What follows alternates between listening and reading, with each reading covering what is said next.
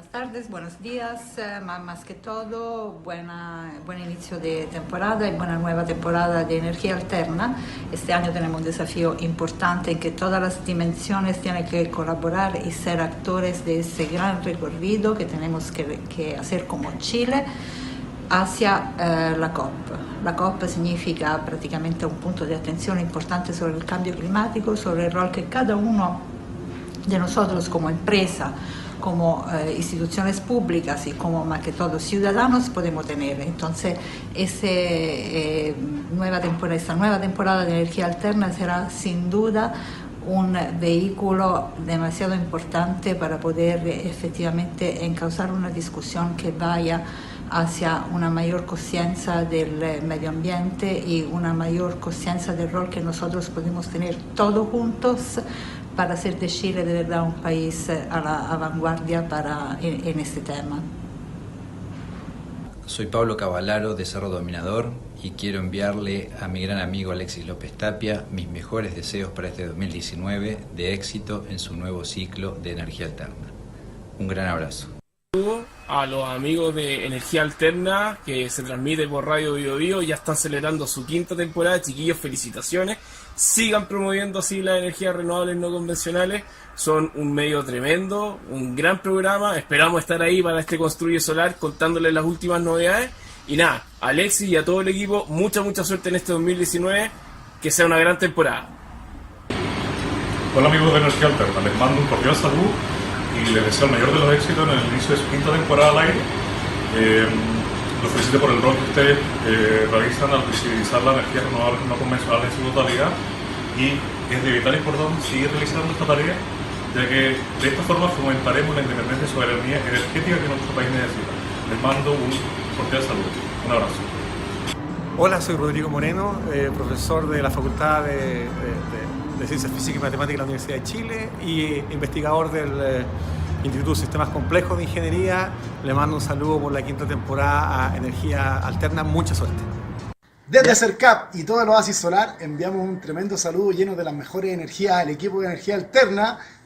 Les deseamos una quinta temporada exitosa y recuerden, las puertas de nuestra casa y nuestro corazón están abiertos para colaborar con ustedes. No se pierdan el taller de energía alterna, donde vamos a contagiar a más corazones y podemos seguir construyendo el mundo que queremos ver.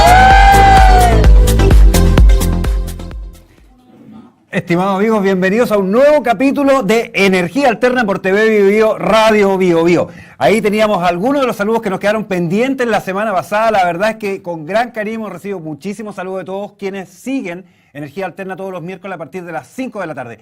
Hoy día tenemos un capítulo bien interesante. Se escapa un poquito de los temas habituales que tratamos, pero creo que les va a llamar muchísimo la atención porque junta dos cosas que aparentemente no están tan juntas.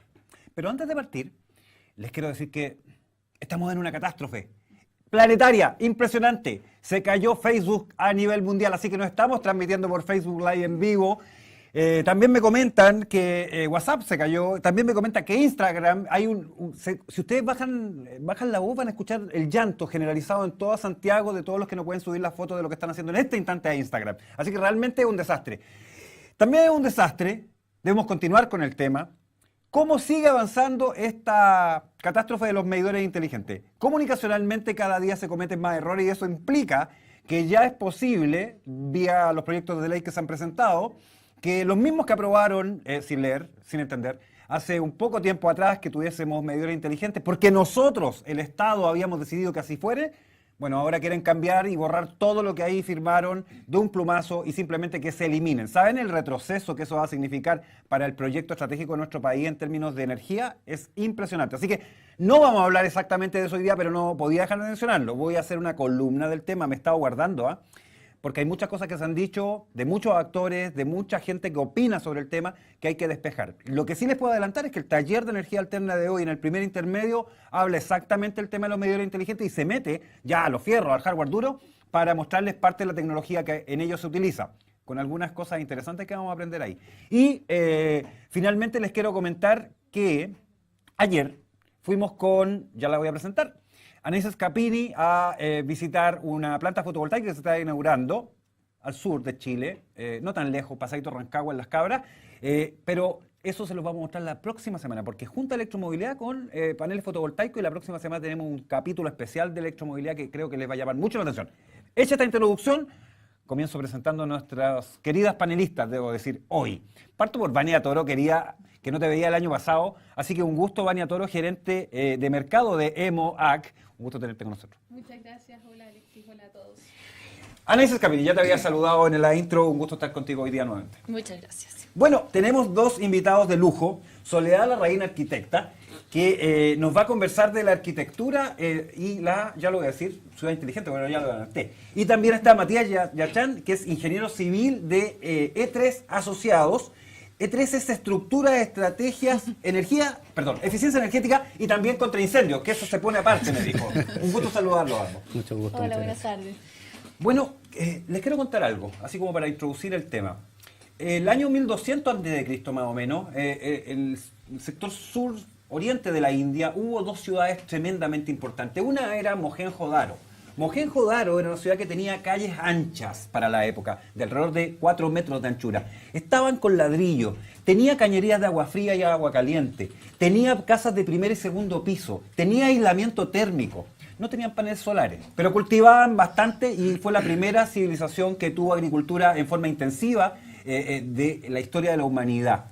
2000 años después, 4000 años después, estamos en ciudades donde se construyen casas con un ladrillo de espesor de muro, además no ladrillo botado, de canto, así, parado, y realmente no sé si vamos hacia adelante o vamos hacia atrás. Soledad, ¿qué me puedes decir de esto?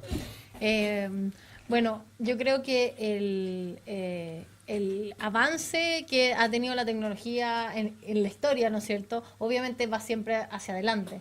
Yo creo que hoy en día la precarización de la construcción tiene que ver con objetivos que tiene la gente distintos, con las aceleraciones de las economías, con el acceso a los recursos.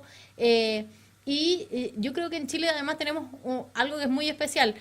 A mí me tocó vivir unos años en Suecia. En Suecia el tema de la envolvente es un tema serio. ¿Qué es lo que es la envolvente? La envolvente es en el fondo toda la piel, podríamos decir, de un edificio, es lo que separa el interior del exterior.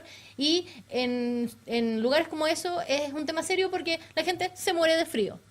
Cuando empezamos a llegar a climas, ¿no es cierto?, donde son mucho más benéficos, eso se puede empezar de alguna manera a soltar, y la precarización de la construcción, tenemos mucha autoconstrucción, empieza también a afectar obviamente el resultado final de lo que estamos construyendo. En el fondo la falta de profesionalización en las construcciones también eso afecta. Por lo cual, Matías, no tenemos mucha eficiencia energética en nuestras ciudades. Tenemos pocas, pero vamos avanzando. A ver. Efectivamente. Hay que pensar que Chile, a diferencia de Suecia o los países nórdicos, partió con temas asociados a reglamentación térmica, a preocuparse normativamente de la eficiencia energética a principios de siglo, el 2001. De hecho, el 2001 se instaura la primera reglamentación térmica, que era poner una cierta cantidad de aislación en las techumbres.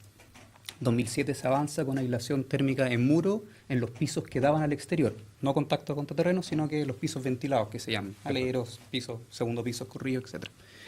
Y con cierta superficie máxima de ventana. 2007, reglamentación que sigue vigente hasta la fecha de hoy. Se actualizó internamente en los ministerios, hubo mesas de trabajo hace un par de años atrás para generar una nueva actualización a esta reglamentación, la cual todavía no sale de manera oficial, pero ya se está avanzando.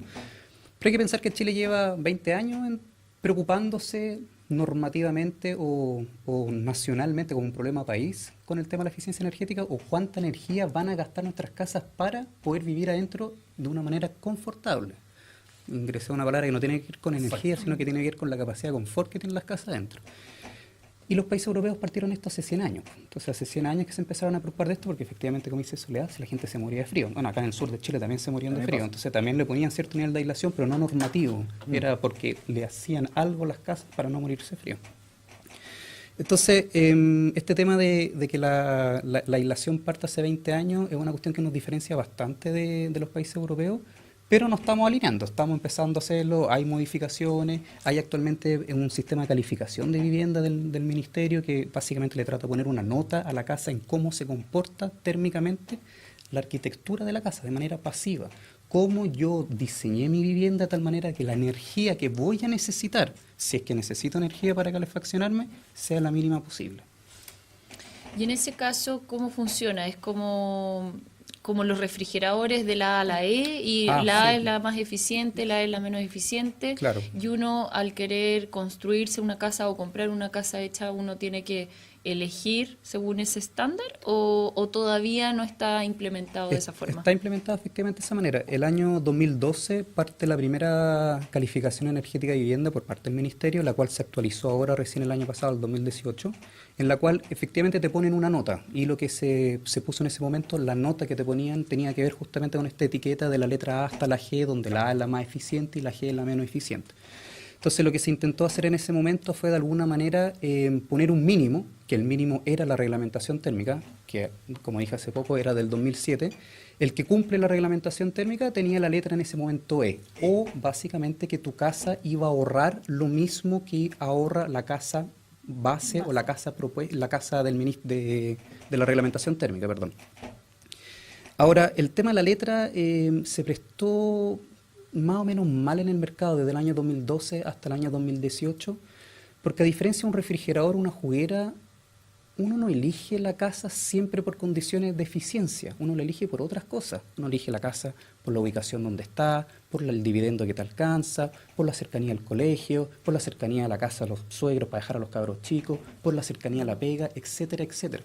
Entonces, el ponerle una letra a la casa era medio complejo, sobre todo cuando las viviendas que se construyen hasta el día de hoy generalmente cumplen al límite lo que pide la reglamentación térmica. Entonces tiene una letra E. Y si tiene una letra D, que es súper bueno, porque tiene un 20% ahorro o un poquito más, la gente miraba esta etiqueta y decía, oye, la gente no, perdón, las inmobiliarias cuando uno les mandaba los informes, oye, pero me diste una letra D. Oye, pero sí, pues estáis ahorrando un 20%, es súper bueno. Sí, pero la gente está acostumbrada a comprar electrodomésticos que son A, o A más, o A más, o A estrellita, o A lo que sea. ¿Cómo le voy a vender algo yo, que soy una inmobiliaria súper renombrada, una letra D? Entonces, desde el 2012 hasta el 2018, tuvo bastante poco éxito por un tema de marketing la herramienta, siendo que la herramienta estaba súper buena. El año 2018 se hace una actualización a la herramienta, la letra se mantiene, hace parte todavía de lo que se entrega, pero se cambia un poco el concepto a entregar un porcentaje de ahorro. Tu casa ahorra el mismo 20% que tenía la letra D, pero lo que yo te informo ahora es un 20%. Entonces tú decís, bueno, es un 20% mejor que algo que todavía no cacho qué significa ni nada, pero al menos me pueden informar y decir, la casa base, que es lo que cumple la reglamentación térmica de esto, yo soy un 20, un 30, un 40, un algo mejor que eso. ¿Y quién está implementando estas letras hoy? O sea, si yo voy a comprar una casa al portal inmobiliario, ¿esas casas están con eso no ya? No todas, porque todavía no es obligatorio. Ya, Yo o creo sea, que va a ser obligatorio. Uno de los grandes Sí. problemas que ha tenido la medida es que también en el fondo se apostó como que iba a ser un gancho de la inmobiliaria para poder vender en el fondo. Sí. Que en el fondo Diferenciarse. claro, entonces esto iba a ser un ítem importante donde la gente iba a empezar a optar y a tomar conciencia, ¿no es cierto? Y a tomarlo como una de las variables para elegir una vivienda. Pero como bien dice, esto terminó como jugando en Restando. contra y la inmobiliaria dice, bueno, entre que me pongan una D prefiero no tener calificación, obviamente porque entregar algo que parece que no es tan bueno, mejor no lo informo. Oye, pero este 20% de ahorro que tú señalabas, por ejemplo, ¿en qué se traduce en términos operativos, económicos, en plata? No sé, ¿hay algún ranking que tengan que indique cuánto Se qué puede ser otro significa? gancho. La cantidad de energía que gasta la casa, ese 20% está pensando básicamente en temas térmicos, o sea, calefacción o refrigeración. Y eso Siendo si lo que en Chile no traducimos- se refrigera todavía mucho, el porcentaje de casas que usan refrigeración es muy, muy bajo. Entonces eso se refleja en que la cantidad de energía que tú vayas a ocupar para calefaccionarte es tanto menos que lo que es esa misma casa que cumple la reglamentación térmica. Entonces, tengo mi casita que es idéntica a la mía, pero le pongo la envolvente, la piel, que hablaba Soledad recién, a la casa que cumple lo que me dice la reglamentación térmica, la mía debería necesitar un 20% menos de energía. ¿Energía qué es? Leña, en Chile principalmente, o gas, parafina, electricidad o algún combustible que tú ocupas para calefaccionarte. Pero es cuánta energía la casa va a necesitar. No tiene que ver con el combustible que tú le pongáis después. Ojo que la calificación también se preocupa del combustible que tú lo pongáis después. Es que tal vez como pensando en un gancho más marquetero, si pudiésemos traducir ese 20% de ahorro en energía en términos económicos en una casa promedio que se calefacciona de cierta manera, podría ser útil. Es súper difícil traducir eso porque la reglamentación o esta herramienta para calificar viviendas tiene condiciones de borde que están súper bien definidas, porque el objetivo es poder homologar una casa con la otra. Yo esta casa la voy a calificar y la nota o el porcentaje de ahorro que va a obtener es tanto, y esta otra que voy a calificar tiene que estar medido con las mismas variables de borde o las condiciones con las que yo la califico. En el momento que tú intentas traducir eso en plata, se te puede distorsionar un poco. ¿Por qué? Pues en el caso particular de la calificación energética de vivienda, las condiciones de borde están pensadas en una casa que se calefacciona todo el día, pensando en que tienes niños. Ya empezamos con... Pero entonces, ¿cuándo cortábamos?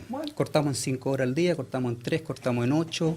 A la vuelta de este breve intermedio vamos a conversar precisamente de eso y Soli, te quiero preguntar yo qué pasa con los arquitectos a nivel de la universidad, cómo estamos. Así que nos vemos en un instante, no se pierdan este taller de energía alterna, los invito a mirarlo también porque van a aprender una cosa interesante. Vamos con eso, director.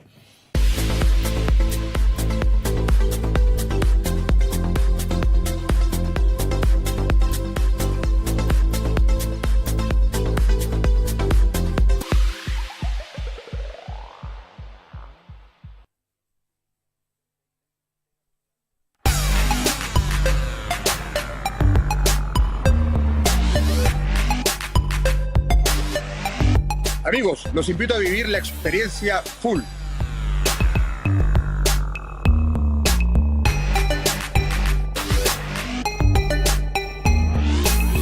Full es mejorar tu calidad de vida. Full es vivir mejor. Full es vivir en plenitud.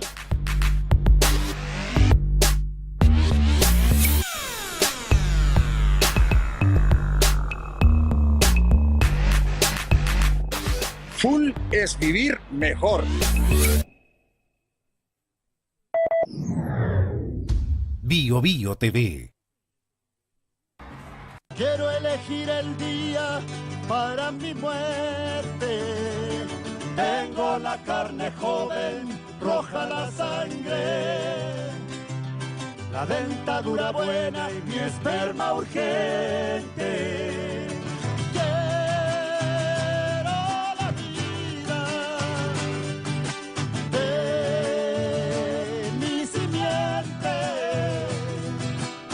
Quiero ver un día manifestando por la paz en el mundo a los animales y nosotros apenas sobreviviendo, sobreviviendo.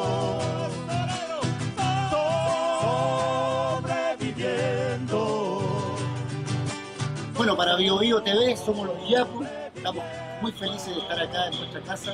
Desde acá le mandamos un gran abrazo, todo nuestro afecto y bueno, que tengan un 2019 de miedo. Chao.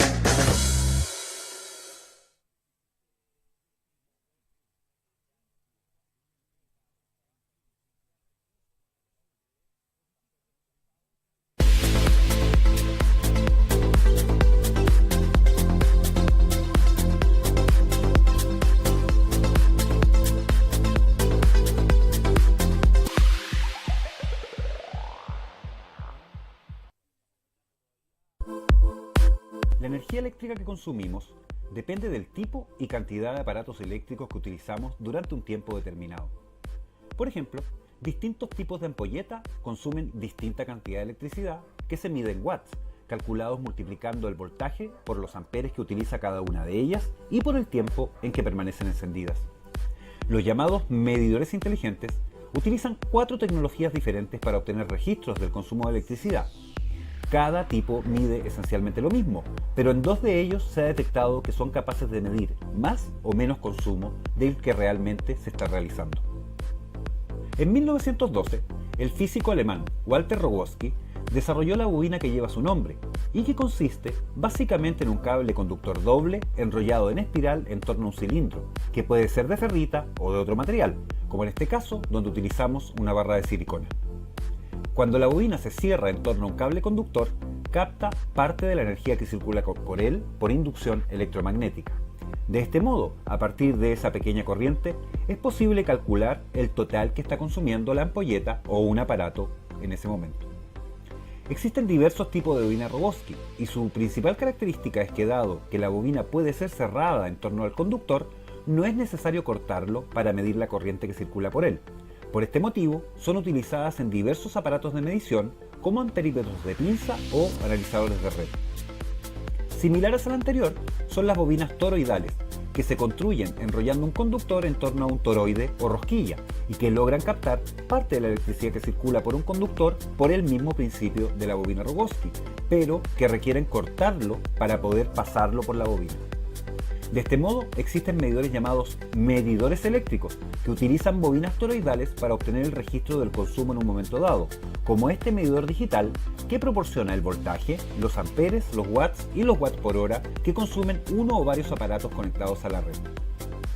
Algunos de los llamados medidores inteligentes, es decir, esos que tienen capacidad de transmitir y recibir datos y comandos remotamente, utilizan bobinas Rogowski o toroidales para efectuar sus mediciones. En algunas pruebas de laboratorio efectuadas en el extranjero, estos medidores han arrojado importantes variaciones comparados con los tradicionales medidores electromecánicos.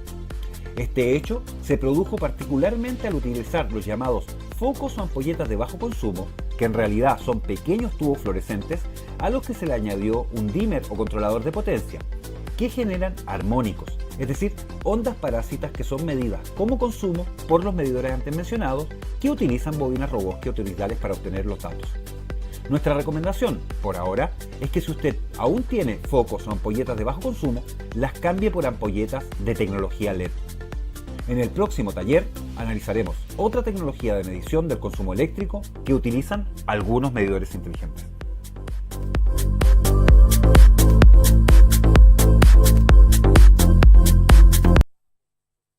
Bueno, ahí estábamos con ese taller de energía alterna. Le quiero preguntar a Vania, que es mi profesora, ¿qué le pareció, profesora, esa tarea? Está muy bueno, muy explicativo. En realidad el tema este de los armónicos y de que si mide lo mismo o no es un tema bastante interesante que está en discusión. Está en discusión. Les tenemos una sorpresa, Anaís, a los telespectadores. Yo no la quiero anunciar exactamente formalmente hoy día, pero solo voy a adelantar. Vamos a hacer una prueba. De verdad una prueba. No como una que hizo una universidad por ahí, no voy a decir cuál. Que no fue una prueba en realidad. Parecía spot publicitario, debo decirlo. Vamos a hacer una prueba de larga duración en duro de los medidores eléctricos. Así que vamos a informarles de eso, pero la próxima semana, Anaís. ¿Te parece? Gracias. Dejémoslo ahí. Dejémoslo ahí, dando bote a la pelota. Soledad, habíamos quedado con una pregunta. Cuando ustedes aprenden arquitectura, yo he trabajado en mi otro programa con arquitectos en rutas de nuestra geografía sagrada, en particular uno muy querido, Carlos, que hizo su tesis de grado sobre el sitio arqueológico de las ruinas de Chada, y hizo una tesis rarísima de arquitectura y arqueología, no lo podían creer. ¿Cómo juntas arquitectura, eficiencia energética, paneles solares y todo esto? ¿Qué le enseñamos a los chicos en la universidad en arquitectura hoy día? Que vaya hacia lo que yo hablé al principio, Mohenjo-Daro, la ciudad inteligente. Bueno, yo creo que la arquitectura y como las ciudades y nuestra forma de habitar se ha ido complejizando, eso ha ido complejizando el rol del arquitecto. Por lo mismo, las facultades también han tenido que ir ajustando sus programas y poner a prueba el cuánto hay de educación común, en el fondo cuál es el piso de un arquitecto, cuál es la base dura de un arquitecto, y después cuáles son las áreas de especialización y en el fondo de interés y también de trabajo posteriormente, porque no todos los arquitectos van a trabajar en todo y por lo tanto existen, por ejemplo, especializaciones como las patrimoniales, como eficiencia energética y sustentabilidad, como territorio, los temas urbanos. Entonces, en el fondo se empieza a abrir. Por ejemplo, yo hago clases en la Universidad del Desarrollo y ya en pregrado, o sea, en el fondo en el curso de los 5 años de estudio, uno ya puede salir con una mención que tiene que ver con territorio y ciudad, diseño sustentable, tecnología, en el fondo arquitectura de la información, todo el tema paramétrico, en el fondo ya nos metemos en el mundo digital completamente, y después innovación, que tiene que ver con cómo buscamos nuevas formas de hacer arquitectura. Entonces los alumnos de alguna manera van eligiendo su camino y van profundizando en esas líneas, porque como bien dices, es muy difícil que alguien pueda estar en todos. Ahora, siempre se ha dicho que el arquitecto, en el fondo, sabe de mucho, pero poquitito. Como periodista, pero en los edificios. Es algo parecido. Lo que a nosotros nos toca, y el rol, en el fondo, como esencial de un arquitecto, es efectivamente la coordinación. En el fondo, nosotros somos una especie como de director de orquesta, donde es esencial el apoyo y, en el fondo, tener buenos especialistas. En el fondo, los buenos proyectos salen de buenos equipos. Entonces, el arquitecto es una especie de director. Perdón, te tengo que interrumpir ahí. Tú dijiste una cosa que a mí siempre me choca, porque acabas de decir casi un oxímoron.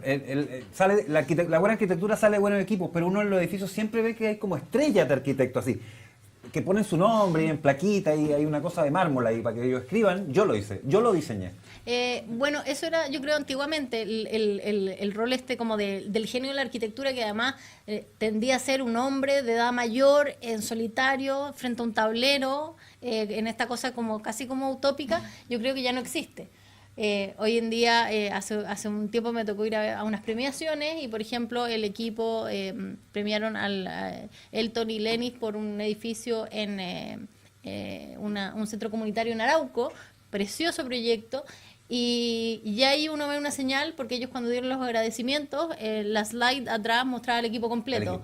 Porque hoy en día un proyecto ya no lo hace solamente un arquitecto. En el fondo, la complejidad, sobre todo cuando uno empieza a escalar los proyectos públicos, etcétera, en el fondo esa complejidad empieza a incorporar nuevas áreas que tienen que sumar. E incluso hay arquitectos que trabajan no como coordinadores, sino que trabajan también como especialistas. Entonces, en el fondo, yo creo que entender que como las ciudades se han complejizado, la arquitectura se ha complejizado, los procesos se han complejizado, y por lo mismo, para hacerlos más eficientes, es necesario tener profesionales bien capacitados. Oye, ¿y qué tan lejos estamos de que la arquitectura base que ellos aprenden en general, estoy hablando de todas las universidades, estén más de una línea de la sustentabilidad que ya venga con eso? Porque no que sea que este alumno se especialice en, o sea, la casa ya debiese ser con un estándar de que sea A, ese debiese ojalá, ser, ojalá, claro, después ahí partimos de que es muy caro y otras cosas, pero ese debiese ser el estándar, que el extranjero que vive en los menos 30 no venga a pasar frío a Chile, y eso que tiene mucho más grado acá. O sea, son cosas raras que nos pasan a nosotros. ¿Qué tan cerca estamos de eso en la academia? Bueno, yo creo que el ajuste se ha hecho de manera, bueno, siempre va un poco responsivo, pero se están tratando de adelantar. Yo creo que los procesos como los entendíamos antes, en el fondo, que eran estas inercias que había que ir quebrando. Yo creo que estamos viviendo un mundo donde los movimientos son súper radicales. En el fondo, que llega un minuto en que el cambio de paradigma se hace. Yo creo que la academia está un poco en esa gestión de cómo lo hacemos para cambiar derechamente lo que enseñamos.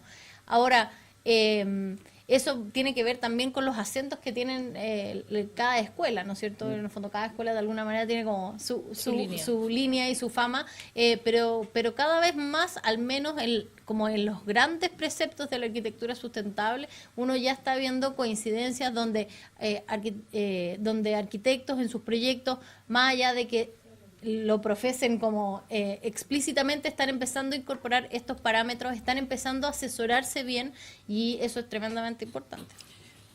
Desde el punto de vista del diseño, por ejemplo, de las viviendas habitacionales, ¿están pensando ya con que tengan la capacidad en el futuro tal vez de soportar paneles en sus techos?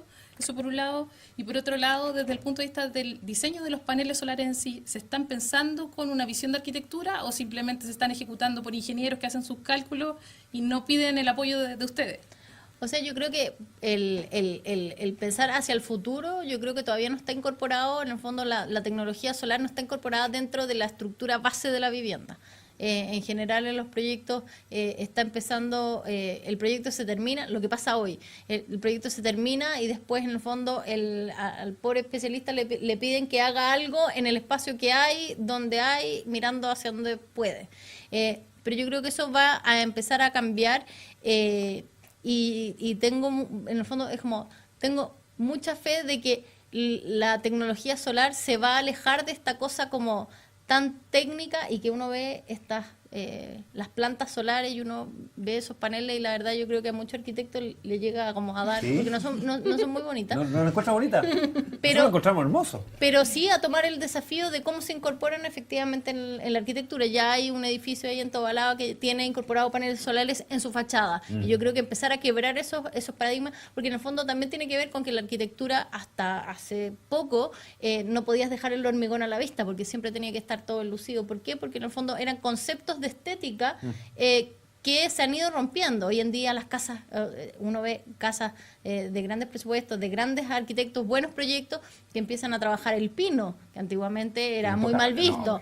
¿Cómo se le ocurre? Entonces, en el fondo, estos como cambios de paradigma sobre la estética, sobre lo que es aceptable, sobre lo que esperamos de un proyecto de arquitectura, yo creo que ahí hay una gran oportunidad donde la tecnología solar se pueda incorporar y en el fondo nos saltemos quizás el panel tipo que ya cumplió su función y empecemos a incorporar nuevas tecnologías, ya sea a través de tejas, paneles translúcidos, etcétera, etcétera. Ahí hay un gran potencial. Efectivamente, Matías, tenemos en recursos de eficiencia energética la posibilidad de tomar generación distribuida como parte de eficiencia energética, un agregado o tal vez la base si se quiere, no sé.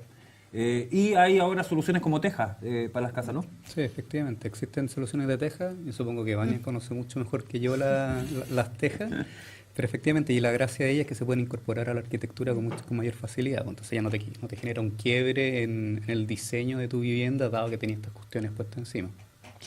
A mí me gustaría justamente la pregunta que le hizo Vania a la Sole, como verlo en el sentido tuyo.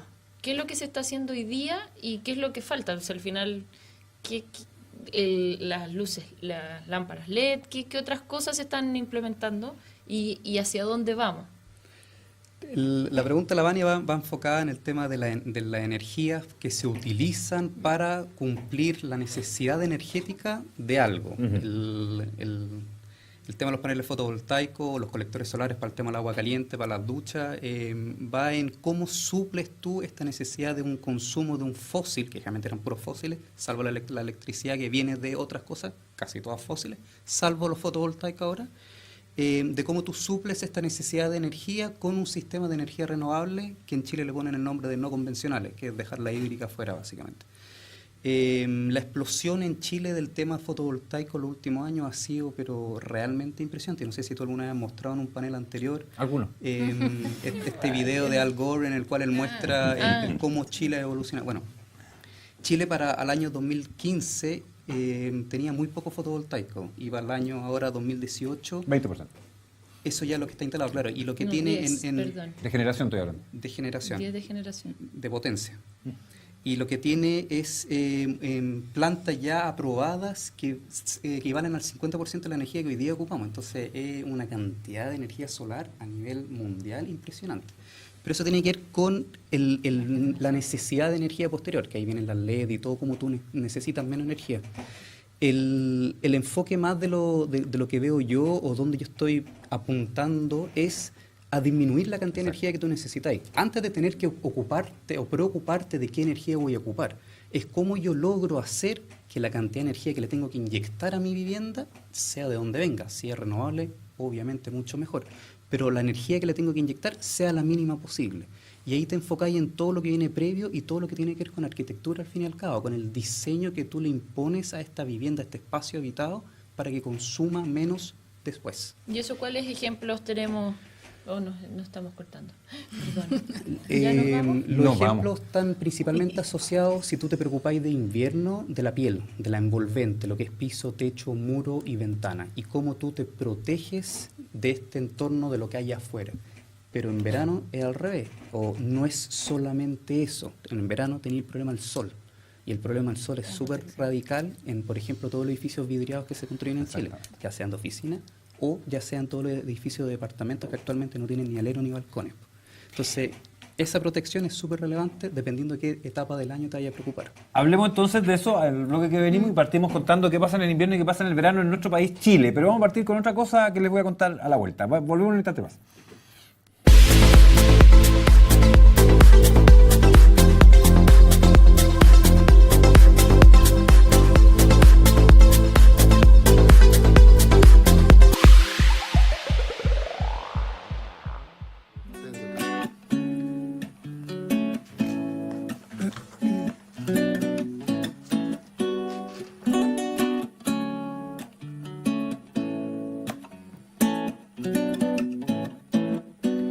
Cuatro abrazos y un café, apenas me desperté y al mirarte recordé que ya todo lo encontré en tu mano, en mi mano, de todo escapamos juntos, ver el sol caer.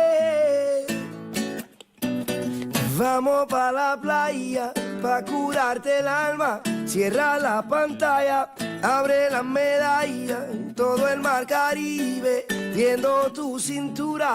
Tú le coqueteas, tú eres buscabulla y me gusta. Lento y contento. Bio TV, aquí Pedro Capón, enviando todo mi cariño, gracias por la apoyo. El viento, lento y contento. Cara al viento.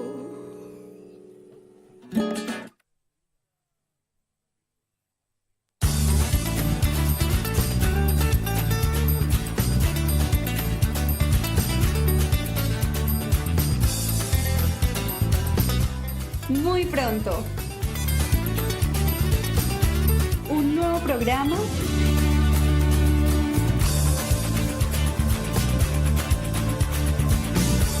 aquí en Santiago por Bio TV.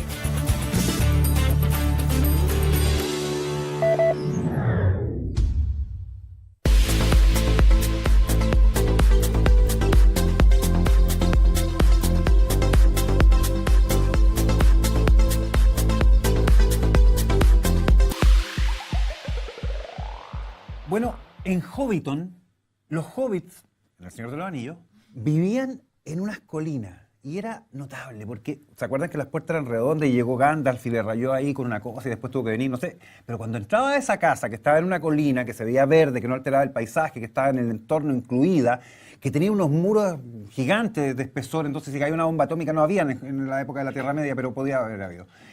La casa también iba a sobrevivir y además la temperatura era maravillosa. Bilbo prendía la chimenea, tenía la casa calefaccionada y en verano no tenía nada de calor. Por ahí va el tema de eficiencia energética. ¿Por qué no le hacemos caso a los hobbits? Ese gran concepto se llama inercia térmica. Por la cantidad de masa que tú tenés para poder acumular energía, calor o frío, como sea. O en realidad no se llama frío, se llama ausencia de calor. No existe el frío, existe la ausencia de calor. Pero uno generalmente habla de calor y frío. Esa gran masa térmica lo que hace justamente es de alguna manera estabilizar las temperaturas, razón por la cual la costa hace menos frío y menos calor que al interior, porque tenía una gran masa de agua en este caso, que te logra de alguna manera atemperar. Justamente. Eso es lo que hace la inercia térmica. Lamentablemente, la construcción en altura ocupa aislación por el interior. Después de la entrada en vigencia en el 2007 de la reglamentación térmica que te obligaba o a poner un ladrillo acostado, que con eso te bastaba, o a poner un muro de hormigón armado, que los edificios en altura son todos de hormigón armado, o casi todos, con un cierto nivel de aislación, que es algún material aislante, generalmente son en poliestireno expandido el que se ocupa más. Pero es mucho más económico ponerlo por dentro. Ajá. Y en el momento que lo ponís por dentro, pusiste un colchón en todas tus paredes de la casa de un material aislante que evita la capacidad de absorber calor, como lo hacía el muro que ahora está en la cara afuera. Y ahí entra en otro problema, que lograste solucionar un problema súper grave en invierno, el cual las casas no tenían tenían mala envolvente térmica, pero todo el problema del verano lo dejaste ahí un poquito en stand-by. ¿Y qué pasa? Que las casas, los departamentos que tienen mucha superficie vidriada, ganan mucha radiación, no le ponéis protecciones solares y más encima todo lo que tenía adentro está dentro de un cooler que no tiene capacidad de absorber ese calor y por ende uno llega a las 6 de la tarde a la casa en pleno verano y la cuestión es un horno. Es un horno, Sole, ese tipo de departamento. Yo me imagino, y solamente por el comentario quiero decírtelo así, estoy haciendo un libro de la historia de Quinta Normal y Quinta Normal, Estación Central y todas estas comunas que eran parte un poco del casco histórico de la ciudad, hoy día son la periferia de los guetos en altura. Y los guetos en altura están construidos norte-sur y tienen una gigantesca pared o fachada mirando hacia el oriente y el poniente. Y en la tarde esa gente que, como bien dice Matías, llega a su casa, se asa literalmente dentro del departamento. Bueno, al poniente. Los del poniente sí. Los del poniente son los que lo pasan peor, los del oriente se despiertan de una manera no muy agradable. Sí. Bueno, yo creo que cuando uno ve, por ejemplo, el caso de los guetos verticales, cuando uno ve las torres de oficina, o sea, y ahí uno ve que no es un tema de costos, del valor de la obra, tiene que ver con el concepto de efectivamente tomar estas estrategias pasivas, o sea, en el fondo, hacer un invernadero en Santiago en altura, por cualquier lado, debiese ser reprochable. Ahora, tenemos en el fondo estos edificios se sobrecalientan en invierno, o sea, no tiene ninguna lógica y el uso de la masa térmica en un lugar como Santiago, que en el fondo tendemos más hacia las temperaturas cálidas, donde el calor va a empezar a ser, por el cambio climático, va a empezar a ser un problema mucho mayor, uno empezaría a pensar que la incorporación de la aislación por fuera, la incorporación de masa térmica, la protección solar del poniente, debiesen empezar a hacer estrategias base mínimas, al menos un checklist para todo proyecto, entendiendo que pueden haber opciones, en el fondo proyectos que están bien resueltos, se pueden saltarse algunas reglas. Por ejemplo, si vemos como histórico el edificio Consorcio, que tenía su gran fachada vidriada, pero en el fondo lo que decidió es protegerla a través de una fachada verde que genera sombra directamente, baja la temperatura por la humedad, ¿no es cierto? Y además genera una vista que es increíble y son una de las mejores oficinas en Santiago, la verdad, para trabajar. Más encima le hicieron la segunda etapa. Sí. Entonces, uno ve que con buen diseño se pueden solucionar las cosas. Ahora, hay una lógica de repetir y de falta de pensamiento y reflexión que yo creo que es lo que está afectando a la producción. ¿Tú crees que podemos resolver los guetos verticales? Porque no sé si alguien hará la inversión, porque si le pusieran el mismo muro de Consorcio a la parte poniente, no solo cambiarían estéticamente, ya por lo menos serían un poquito más agradables, sino que la gente adentro no se asaría en la tarde cuando llega, ¿no? O sea, por ejemplo, a mí me pasa acá en Santiago el gran ejemplo de la derrota de los arquitectos es cuando uno empieza a ver el edificio lleno de persianas Angaroa. Eso es precisamente ¿Cuáles son, perdón? Estas persianas como de madera, ya, que se ponen normalmente hacia el poniente o norte, por el calor. Porque la gente tiene que resolver y finalmente si uno mira, la gente resuelve. Entonces, cuando los proyectos no se hacen cargo, la gente resuelve. Ahora, cuando uno resuelve posteriormente, obviamente que si uno le hace una evaluación energética, en el fondo su eficiencia, quizás la respuesta no va a ser la mejor, pero sirve de alguna manera como a modo de parche.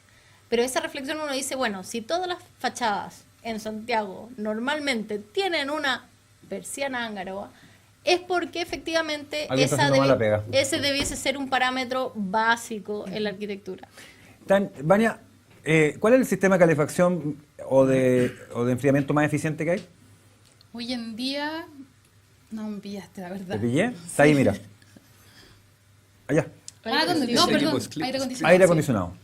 Estamos diseñando desde el principio para que los sistemas estén integrados, porque en algún minuto, no está pasando todavía en Santiago, lo estaba comentando la Sole, pero en Mendoza ya pasa, en Bolivia también yo lo vi, está lleno de aire acondicionado por todas partes. No pueden vivir en Santa Cruz sin aire acondicionado, se mueren literalmente de calor. Y estamos pensando que esa es porque esa es la solución más eficiente, ¿o me equivoco, Matías? No. O sea, es la solución más eficiente de las que consumen energía. No tiene nada eléctrica. Que ver cualquier tipo de energía. O sea, combinada con un mal diseño, esa sería la más eficiente. Sí, obviamente. La solución más eficiente es la que no consume energía. Y expliquemos una de esas, pues. Bueno, solo para complementar lo que dijo Soledad con respecto al tema del sobrecalentamiento, porque una cosa es que los arquitectos se enfrentan a este problema o no se enfrentan y después vienen los parches, como bien dijo ella, a través de la solución que sea, en este caso persiana u otra.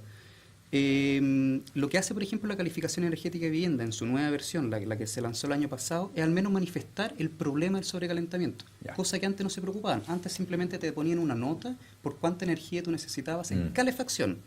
Entonces la gente del norte dijo, oye, ¿a mí qué me importa? ¿A mí qué me importa? Si yo ni siquiera me calefacciono. No tienen techo, en Arica no hay techo en las casas. Por ejemplo. Entonces se incorporó en la nueva versión una herramienta que también te dijera, al menos, oye, ¿qué tan mal está ahí en verano? Entonces, tener una chapita o un porcentaje que te muestre, dice, oye, en realidad esta cuestión está muy bien diseñada para el invierno, pero para el verano me está dejando muy al debe.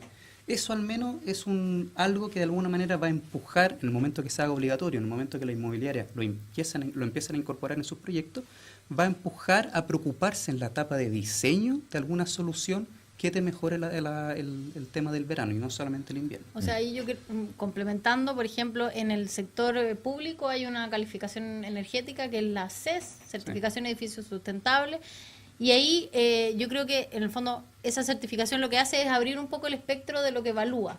Y ahí efectivamente los parámetros de diseño, en el fondo es como partir desde un partido general que aborda la orientación, trayectoria solar, etcétera, el clima en el que está, el tipo de materiales, lo hace mucho más transversal a la evaluación de la calificación, que solo mide en el fondo ciertas cosas. En el fondo la CES empieza a evaluar porque empieza a aparecer el tema del agua. En el fondo, cuando uno habla de eficiencia energética, uno tiende a pensar solo en energía, pero en el fondo la eficiencia y la sustentabilidad, si nos vamos un poco más atrás, empieza a incorporar muchas otras variables, que lo hace un trabajo muy difícil. De repente uno dice, ¿por qué el arquitecto no hizo esto? Porque en realidad la cantidad de variables que hay que incorporar cada día es mucho más. O sea, en el fondo, desde dónde vienen y tipos de materiales, los sistemas constructivos y los desechos, los temas de agua, los temas de confort interior, como bien decía al principio. En el fondo es cómo empezamos a repensar qué es un buen espacio. Espacios que nos mantengan saludables, que no nos estresen, espacios que aporten al trabajo, o sea, a los nuevos tipos también de forma en que estamos viviendo hoy día, de que se van a vivir las personas con los amigos, que hayan estos nuevos formatos de departamentos en mariposa, que se les llama, o las familias que están, no sé, el papá con el hijo, que están en un departamento, que están separados, bueno, y una cantidad de cosas que están pasando, que son nuevas costumbres, que antes solamente se veía como los dos papás con los dos hijos. Exactamente, o sea, por ejemplo, hay que hacer siempre la diferencia. Algo que es eficiente no es necesariamente sustentable. Sustentable incorpora la eficiencia, pero además debe cumplir otros parámetros. Uno puede hacer una casa tremendamente eficiente, pero efectivamente, como dices tú, si no cumple un programa y no se va adecuando a las nuevas formas de vivir, a los nuevos desafíos que vamos a estar teniendo, la verdad que se empieza a quedar un poco obsoleta y la eficiencia en sí misma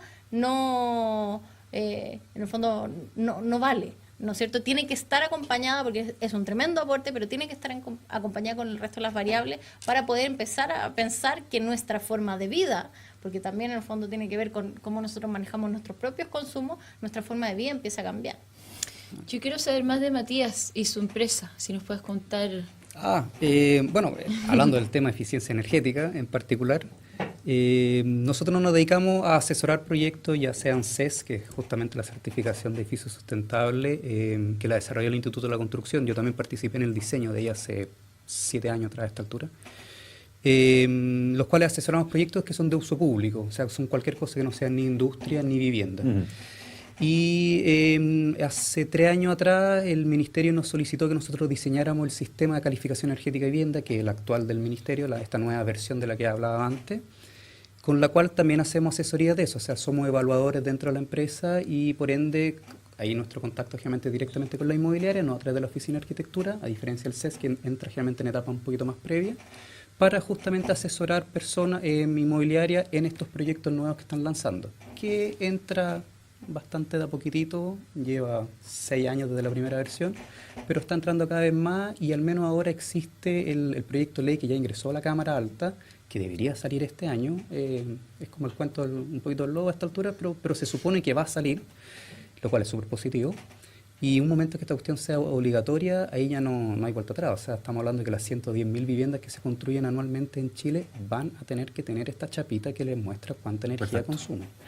Voy a hacer un un salto porque se nos quedan 3 minutos, así que hay que irnos despidiendo, pero Vania, no puedo dejarte partir de este capítulo sin que, como especialista, absolutamente, es académica además, nos cuentes tu opinión y sumémosla a este debate de los medios de inteligencia. 2 palabras, por favor. Yo sé que es más complejo que eso, pero hagamos capacidad de resumen. Bueno, mi opinión es que en el fondo el sistema eléctrico chileno necesita incorporar tecnología de alguna manera, ¿ya? Había 2 opciones para incorporar este tipo de mediciones que a priori puede parecer un paso adelantado hacia que nosotros tengamos la información, pero es un primer paso importante y existen 2 opciones. O los clientes compran su medidor o hay otro ente que realiza la inversión y después el cliente lo paga en el largo plazo, digamos. En este caso lo que se optó es que el medidor formara parte de la red de distribución, al igual como el poste, y que nosotros lo pagáramos en el tiempo, y el que calcula ese costo no es la misma distribuidora, no es que la distribuidora vaya a licitar y nosotros le paguemos lo que a la distribuidora le salió, sino que está la Comisión Nacional de Energía que calcula esto con una tarifa. Y se incluye dentro de la tarifa de distribución. Aquí había un tema comunicacional bien importante que estaba medio errado. Sí, lo dijimos al primer capítulo. Solo quería hacerle la mención a Vania. No sé si tú quieres opinar de lo mismo, porque has mirado el tema por ahí, creo yo. Sí, no conocía el tema particular que lo hayan repartido y que el CNE era quien fijaba el precio, pero me parece bien. Estoy un poco fuera, no al tanto del caos actual que hay. Y no te tiro el tema, Sole, para que no sé si quería opinar del tema, porque estamos dando la posibilidad. O sea, cerrando, yo creo que un poco lo que comentábamos antes del programa, dar pasos, en el fondo, estos pasos adelantados, yo creo que son demasiado necesarios pensando en los cambios radicales que vienen, no solamente en temas de energía, sino en todos los temas que tienen que ver con adecuarse al futuro de Chile. Así que yo encuentro que todo lo que significa información es tremendamente valiosa, porque es la información hoy en día lo más valioso que tenemos para el desarrollo. Exactamente. Anaís, ¿tenemos novedades para la próxima semana? ¿Qué novedades? No, A ver, vas a cuéntame. No, yo no tengo que contar, cuenta tú. Tenemos electromovilidad. Sí. Ya. ¿Vamos a ¿y qué adelantar más? algo, no? Sí, adelantemos. Ya, ¿No? adelante. Tenemos un invitado la próxima semana. 2. Tenemos 2 invitados, pero yo creo que es entretenido que lo que vamos a hacer el jueves y el viernes, ¿o no? ¿Eso lo contamos? ¿O eso lo mostramos el próximo miércoles? El miércoles, sí. Ya, pero yo quiero cerrar, ya que les diste la oportunidad a todos cerrar, yo quiero contar en mis breves palabras que yo me encontré con la Sole en la marcha, hablando de que todo el mundo está hablando de esto, y este programa es de energía, pero también es de mujeres en energía, y nos encontramos ahí, fue genial, y se sentía una vibra buenísima, muy pacífico, mucha gente con sus hijas, con sus parejas, lleno de niños. La Soledad andaba en bicicleta con un grupo de, no sé, 15 personas. Así que eso, yo encuentro que aquí estamos representando a las mujeres, nosotras 3, y vamos a seguir estando. Otra prueba del cambio que se viene. No, yo creo que justamente es eso, es la equidad. Yo creo que no es ese justamente el concepto. Igualdad. Igualdad, y que todo el mundo lo entienda así, porque al final conceptualmente hay mucha gente que lo sigue entendiendo de otra forma. Es como los medidores. Sí. Se entendió mal. Cada uno entiende lo que quiere. Se entendió mal, sí. Matías Yachán, muchísimas gracias por haber venido a Energía Alterna. Muy interesante por tu participación. Esperamos tenerte en otros capítulos donde hablemos nuevamente de eficiencia energética, porque esta área no la habíamos tocado. Y Sole, por supuesto, muchísimas gracias también. Es un honor y un orgullo tener una arquitecta. Nótese lo que el énfasis que dice. Por primera vez, recordemos que arge, tectón, que es la raíz de la palabra en griego, implica que ella estudia el principio de las cosas desde la técnica. Así que no es menor su trabajo. Muchísimas gracias por venir a Energía Alterna. La podríamos invitar para cuando vayamos al Construye Solar. Vamos a ir al Construye Solar en mayo. Ya sabe ahí nuestra gente amiga de la Ruta Solar que vamos a hacer un reality en mayo, Anaís. Ahí vamos a vivir en las casas del Construye Solar. Fantástico. Porque nadie muestra, todos muestran las casas. Pero en las casas hay que vivir, entonces, si no, ¿cómo? Así que eso vamos a hacer. Súper. ¿Qué te parece? Ahí, fantástico. Invitadísima. Vania Toro, muchísimas gracias. Gracias a ustedes. Encantado de tenerte una vez más y esperamos tenerte pronto nuevamente. Anaís Escapini, chao. Chao. Nos vemos. Nos vemos la próxima semana en otro capítulo de Energía Alterna por TV Bio Bio.